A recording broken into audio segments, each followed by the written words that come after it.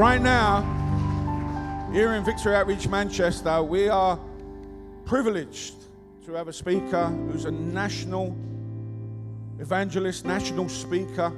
And I say national, not international, because God has called him to the UK. That's a specific calling. You know, there's many of us want to go around the world and do this and do that, but in our backyards. And this is his backyard. He's a native of Salford. He was born and, I was going to say raised, I don't know, dragged up, raised. He was raised in Salford, and he started off life liking his music, you know. He was a DJ, a little bit of a, you know, selector, you know what I mean? With his house music.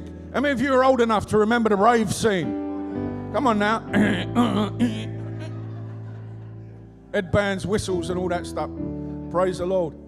And God took him on a journey through addiction and prison, craziness, and out the other side. He's an author of one of the most incredible best-selling Christian books that there is, Once an Addict. He's also the visionary and driving force behind the Fixed Conference that we participate in every single year for addicts, ex-addicts, and those with a heart for addicts. And we've been privileged to be a part of that for many, many years. And he is such a great friend. I love him. And I love his dress sense, man. He still dresses like he's back at the ends, you know what I mean? And but he is an anointed man of God. I want you to big up Jesus right now and help me to welcome Barry Woodward as he comes today.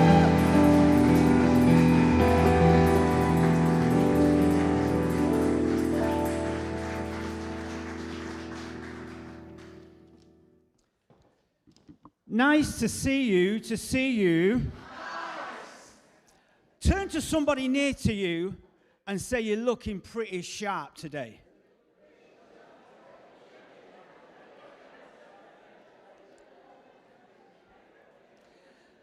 Now, say to them, but you don't look as sharp as me.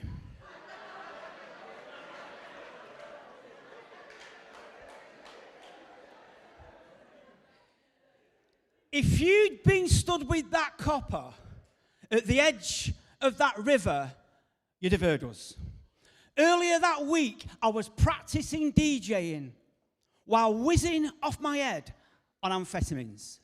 You should have seen me. I looked like Gallum on speed behind decks. I'd practiced for months, and then that day at last, I got the knack of mixing two tunes in time, Waka Wong, and in key, Chocka Chong, every time. As you'd expect, I was buzzing. Then Tanya, my girlfriend, walked in. Tanya had the looks. She had red hair. She didn't do drugs, but by now she'd worked out that I did. She didn't need the skills of Sherlock to have sussed that. Tanya, come here, watch this. I can mix in time, Waka Wong, and in key, Chocka Chong, every time. Big deal, I'm not bothered. I'll just get in from work. Anyway, I don't think I can do this anymore, Barry. Look at the state you're in. I know you're off your head, you always are. I've just not said out before. We had a massive row and split up. So I put my gear in the car and got off. 58 hours later, I arrived in Buxton. It was only 35 miles away.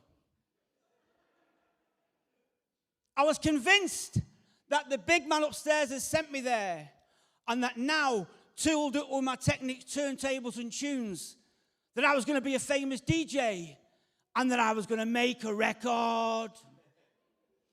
I knocked on 10 bed and breakfast doors. I'm going to be a famous DJ. I'm going to make a record. I need a room. I didn't get one. I don't think Digs in the Sticks are used to this at 2 o'clock in the morning. I went for a mooch round this public park. There's a river. If I cross that, I'm going to be proper famous.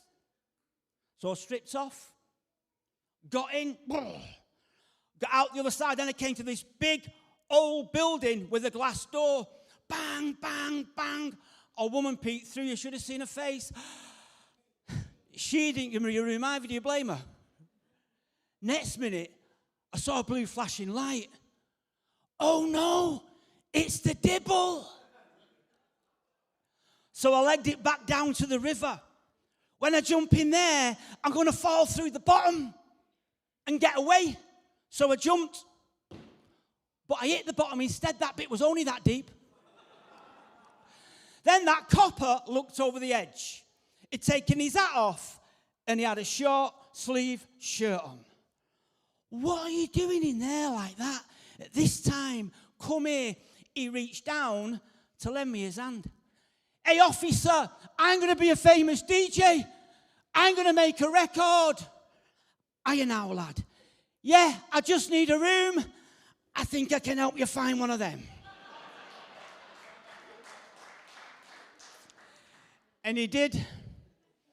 I ended up in Leicester prison on remand with a room down the hospital wing.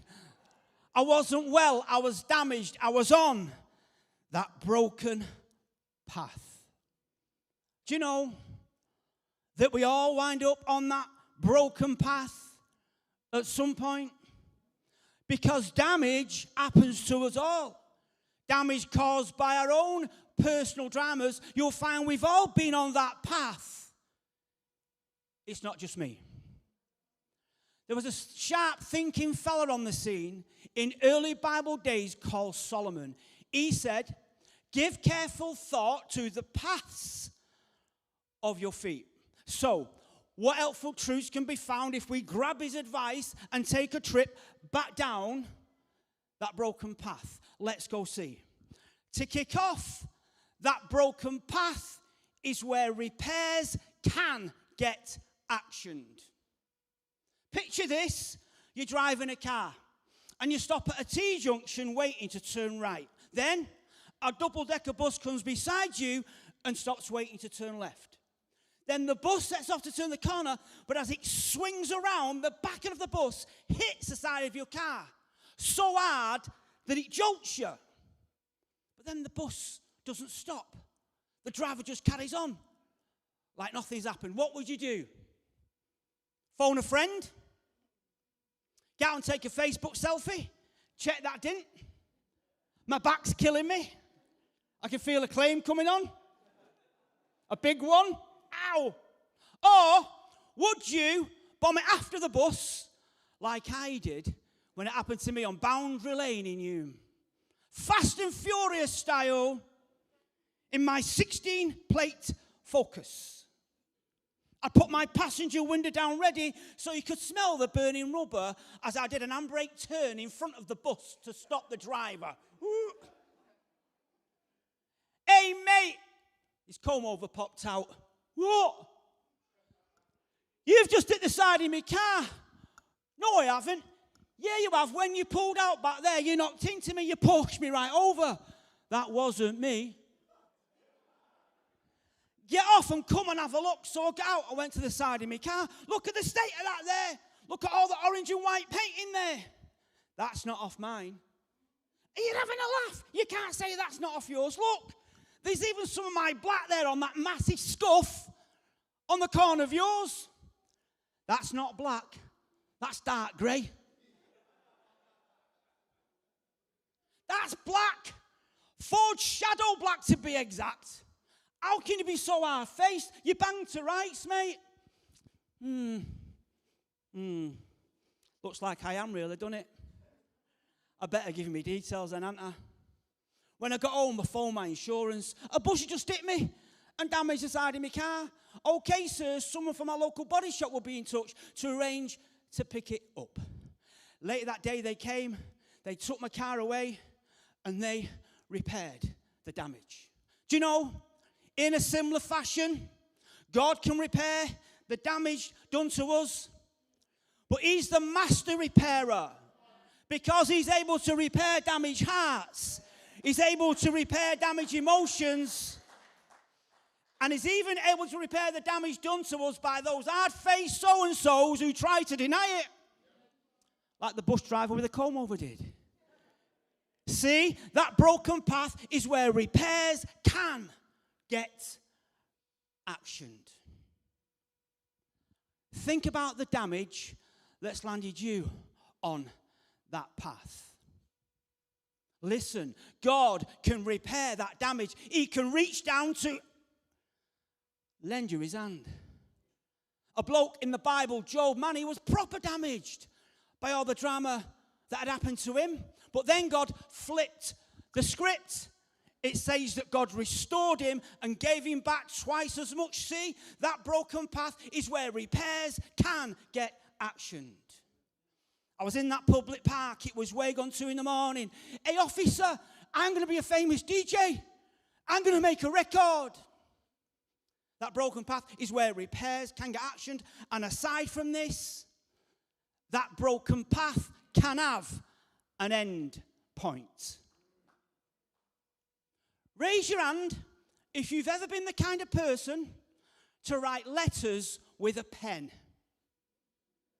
For the younger ones, this is how we used to send a message to someone.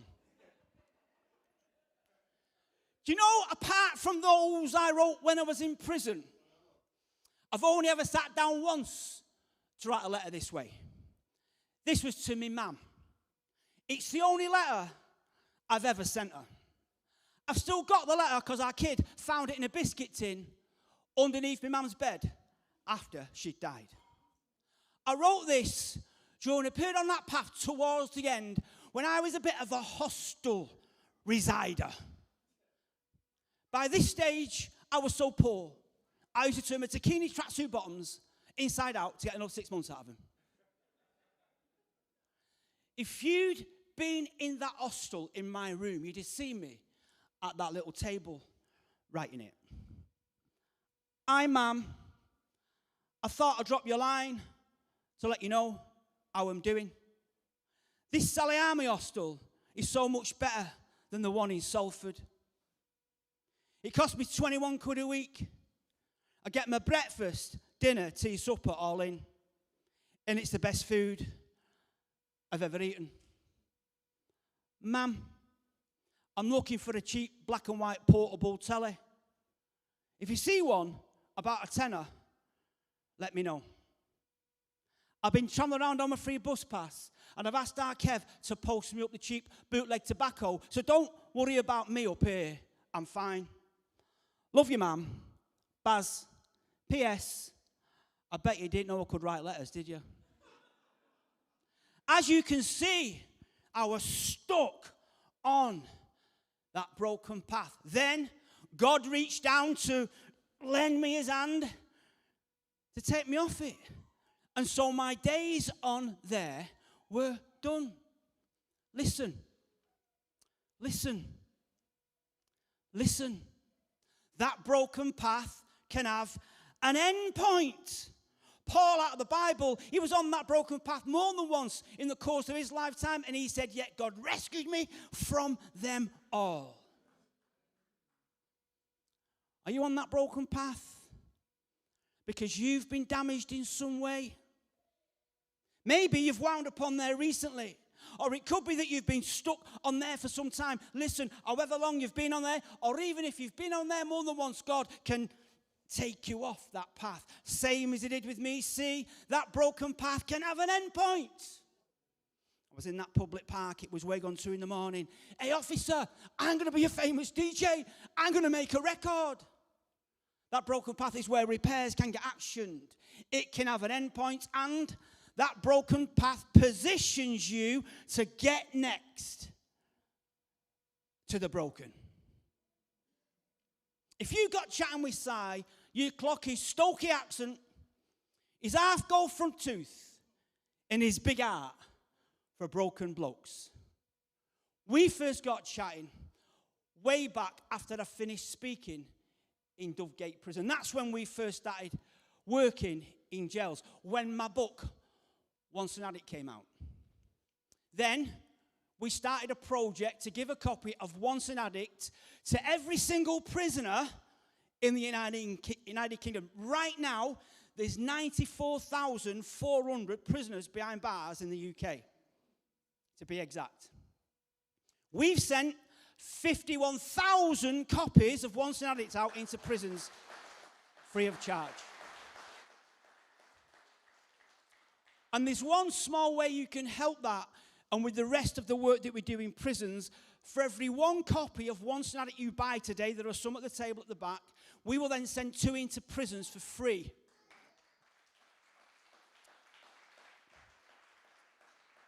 And then we'll use the rest of the profit to go into our prisons ministry pot, so I can keep going into jails, we can keep communicating with prison, creating content to be streamed into jails, all that stuff. So that helps with all of that. Si was doing time in Dovegate. I can't really tell you what he was in for, but I can tell you it involved a post office, a sawn-off shotgun and a balaclava.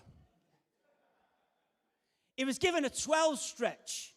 He was on that broken path.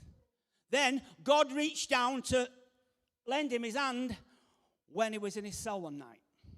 Now Si heads up walk with his wife Karen. She's the brains. An organisation that was set up to get alongside prisoners when they're released. If you'd been with me just recently, you'd have seen me ask him about it. Si, I remember when the walk was getting off the ground, but tell me about the journey, mate. It started off when I was inside, bro.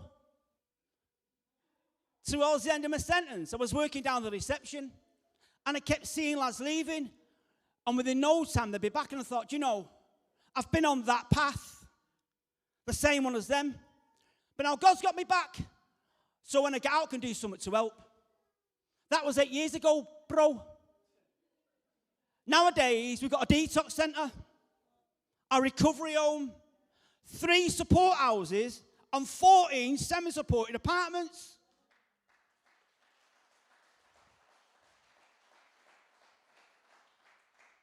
So far, since the start, we've seen 706 men through, bro.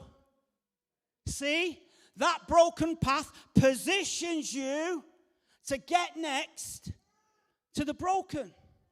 That fella who'd been on that path more than once, he said this too. God comes alongside us when we're going through it. And before you know it, he brings us alongside someone else who's going through it. See, when we get through it, we can then help others to navigate their way through it. What about those on that path? A similar path to yours. Weigh it up. How might you be able to help them, knowing that God's got your back? Listen, that broken path positions you to get next to the broken. I was in that public park. It was way gone 2 in the morning. Hey, officer, I'm going to be a famous DJ. I'm going to make a record. That broken path is where repairs can get actioned. It can have an end point. It can position you to get next to the broken. And as well as these, that broken path is where you can switch paths. You had to be there to hear how she said it. A little while back, I made an appointment at my doctor's to see a nurse for a routine checkup. 2 days before I went, I got a text. Dear patient, your annual mental health review is due. Annual mental health review? I don't have one of them. They sent me this instead of the reminder. So I go to my doctor's and I'm sitting there waiting. Barry Woodward, this way, please. When I got into the treatment room, the nurse was sat at a computer. She had big brown glasses on, her hair was tied back, and I'm sure that perfume was Gucci Rush. Right then, Mr. Woodward, what you're here for now? Let's have a look. You're here for your annual mental health review, aren't you? No, I don't have a mental health review. I'm just here for a checkup. Routine. Well, it says here, Mr. Woodward, that you're due one. Well, I can't be, because I don't have them anymore. I did do, though, whilst I was seeing a psychiatrist, back when I heard voices and I was an addict, but then I stopped seeing one. Why did you stop seeing one, Mr. Woodward? Because there's no need. Not since the voices vanished and I ditched the drugs. After I'd had a eureka moment in a church one day, it was like I'd switched paths. Very interesting. Very interesting. Very interesting indeed. And it was the way that she said it. I knew what she was thinking. Are you sure there's no need for you to see a psychiatrist, Mr. Woodward? Listen, that broken path is where you can switch paths. Could you do with switching from that path that you're on? Look, 2,000 years ago, 2,000 miles away, God who flung the stars into space, God who spoke the universe into being, God became a man. He put skin on. We call him Jesus. And he came to this earth and he was tempted just like you, but he resisted temptation. And at the age of 33, he allowed himself to be nailed to a cross. He was damaged. He was on that broken path. But he was on there for you, though, because he died on that cross to pay the price for your faults. For your flaws and for your failures. He died on that cross so that you could get back to the drawing board and to pave the way for you to switch paths. There's a saying in God's instruction with the Bible written by a guy who totally made people sit up and take notice. He said, be wise and always have enough sense to follow the right path. Listen, that broken path is where you can switch paths, but you need to make the change. I get to speak a lot throughout the course of a year. I spend maybe 6 months of my life living in a hotel. I'm now what you might call a hotel hopper. I'm not a hostel resider anymore. That was the preparation for my upgrade.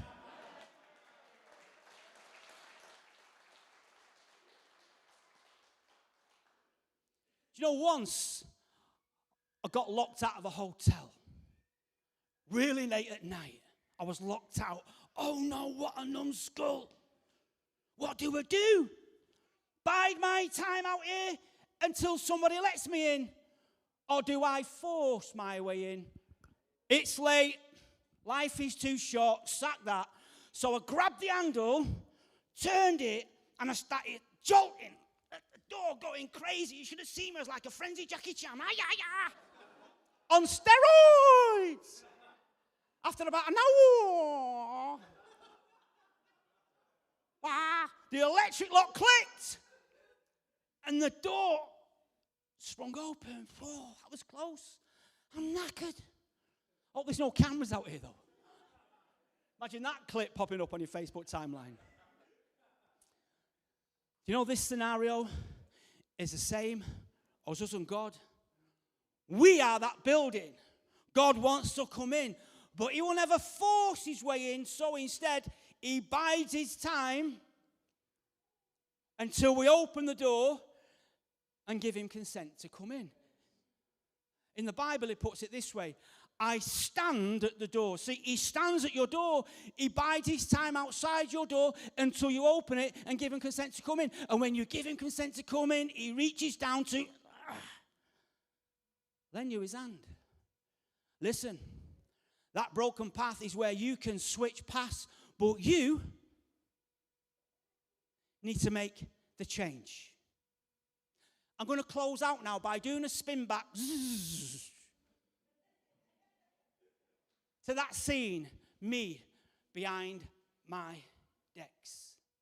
Tanya, come here, watch this. I can mix in time, waka wong, and in key, choka chong. Every time. Big deal. I'm not bothered. Don't think you can do this anymore, Barry. 58 hours later, I was in Buxton. I'm going to be a famous DJ. I'm going to make a record. I need a room. I got a room in the end. Down the hospital wing in Leicester Prison. I wasn't well. I was damaged. I was on that broken path. That path that we've all been on. Sharp thinking, Solomon said. Give careful thought to the paths of your feet. We've grabbed his advice and we've taken a trip and found some truths. If you're in the room, please stand. If you're watching online, keep watching.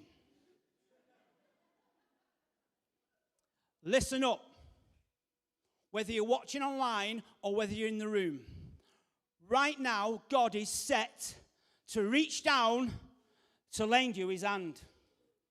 He's biding his time outside your door. But it's you that needs to make the change. I'm going to land this by praying a prayer. And you can pray this whether you're watching online, and you can pray this whether you're in the room as well.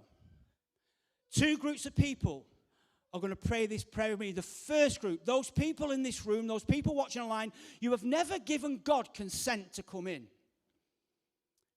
It could be that you've thought about God a little bit, you've considered him, but you've never been told you need to give him consent to come in.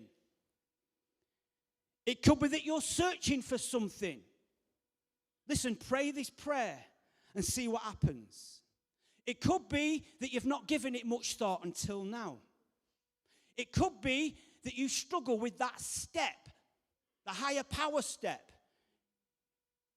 Listen, pray this prayer, give God consent to come in and see what happens. So the first group, those people watching online, those people in the room, you've never prayed a prayer before to give God consent to come in. Today you're going to pray it. And the second group of people, those people watching online, those in the room, you have prayed a prayer at some point in the past, and you've got going on your Christian journey, but right now, for whatever reason, you're not cutting it. The Bible says there's no condemnation, you know. But what I want to say to the second group, pray this prayer. Get back on track. Get back in the groove.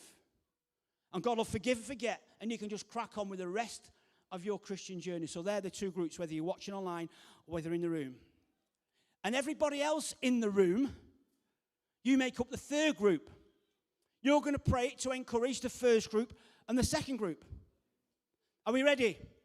All three groups repeat after me. And I want to say this before I start. Park your pride outside. Put your pride in your handbag. Put it in your pocket. Do something with it. Get it out of the way. Because pride can stop you connecting with God. All three groups repeat after me. Dear God, I come to you today and I admit that I'm not perfect. God, I ask that you forgive me for my faults, for my flaws, and for my failures. God, I ask that you wipe my slate clean. And God, I ask that you reach down right now to lend me your hand. And God, I ask that you take me off that broken path. If you're in the room and you've prayed that prayer, if you're watching online, keep watching. But if you're in the room and you prayed that prayer, you're part of the first group or the second group. Can you put your hand up so I can see it? As quickly as you can, quickly as you can, quickly as you can. Put your hand up, keep your hands up, keep your hands up, keep your hands up. We've got 1, 2, 3, 4, 5, 6, 7, 8, 9, 10, 11, 12, 13, 14, 15, 16, 17, 18, 19, 20, 21, 22. Put your hands down. If you're watching online, just put in the chat or the comment box, I prayed, and someone will be in contact with you to tell you what you need to do next. There's more people in this room. There's 21 people raised their hands. There's more of you. I'm going to count down 10 seconds to give the rest of you who've not put your hand up, you're part of the first group or the second group. 10 seconds. If you've raised your hand already, don't raise it again. Anybody else? As I count down. 10. Another one over here. Anybody else? 9. Park your pride outside. 8. 7. 6. Anybody else? 5. 4. 3. Anybody else? 2. 1. 23 people in the room. You've raised your hands. I'm going to count to 3. On the point of 3, you're going to leave your seats and you're going to go to that corner over there. That corner over there, there's a pack. Someone's going to come and stand with you. I've brought those with me. Inside that pack, we've got a little book we want you to take home. There's a card with a QR code that you need to scan, and you need to watch a video, because I explain what do you do next after praying that prayer. And there's also another card in there that someone from the team from the church are going to fill in with you. So 23 people, you've raised your hands. I'm going to count to 3. You're going to leave your seats, and you go into that corner. Are we ready? 1, 2, 3. You go now as quickly as you can. Let's give them a round of applause as they go to that corner.